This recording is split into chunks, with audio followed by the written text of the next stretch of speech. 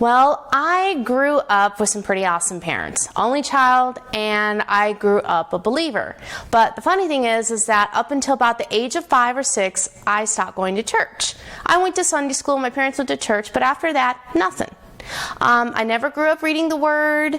I knew a little bit. I knew honor thy father and thy mother, which my dad loved to tell me every time I got in trouble.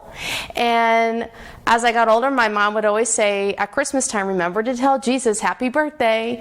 But I never really engaged, so I was really kind of unchurched, if you will. And as I got older, and young and dumb, making a lot of mistakes, I really just kind of pushed God aside. I believed, but I didn't have any understanding. And it wasn't until about my early 20s when things started to take a really dark turn for me. I started to see myself in a really bad light. Honestly, I hated myself. I didn't think I was worthy of anyone's love, let alone God's. And the more difficulties I experienced about 15 years ago over time, it just really built on, and I had gained a lot of weight. Just people get addicted to drugs. I got addicted to food and the misery. And I just wanted to deal with it on my own. I didn't talk about it. It was very hidden from me. I'd cry myself to sleep.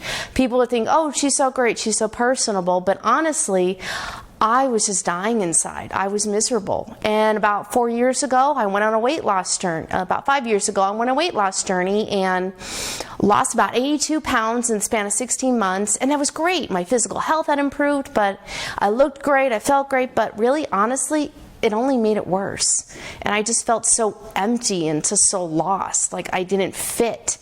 And through the course of that, I met my friend Jolene through our gym, and as we built a friendship with her, she would talk about her church Aspire. So I ended up at Aspire in January 2020, and I remember towards the end of Brian's sermon, he looked at me and said, stop acting like nothing's wrong. And I totally broke down in tears, absolutely ugly, cried like crazy.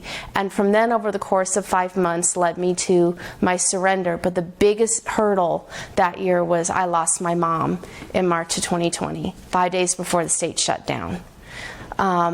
That year was filled with a lot of loss for people, and it was for me, completely unexpected. And had I not had my church community, I think I would have just drowned in the pain. And it took about another 3 months. A lot of stuff happened, and I went to brunch with Jessica one day, because after Aspire went online, I ended up somewhere else, and we were having a great conversation, and we started talking about God and church, and she asked me, she says, have you ever prayed out loud? And I went, like, by myself, with other people? Like, never did that before.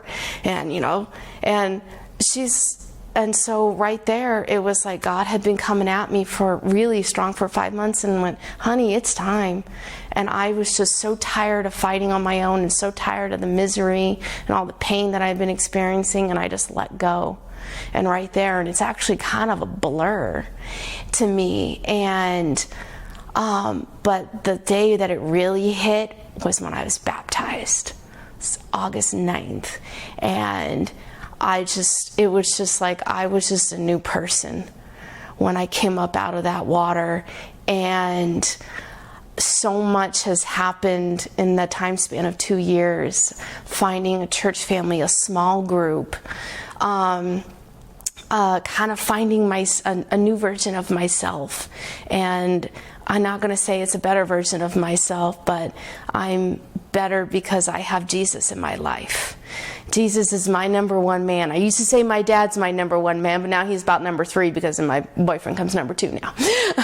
But without Jesus, I would just go on life being a directionless hot mess. And I can't, thinking of life without him it breaks my heart. And he pushes me every day. He's there in my anxious moments, and he's done so many wonderful things. He's shown me that I can be loved. And to have that, I'm so blessed, and be able to share that with my dad, and to have that bring us closer together as father and daughter has been a really awesome experience. And don't even want to think about where I'd be, because would not be a good place. I would not be sitting here smiling and breathing and happy and joyful if I had not let go. If I hadn't let go that day, there would have been no other chance. But then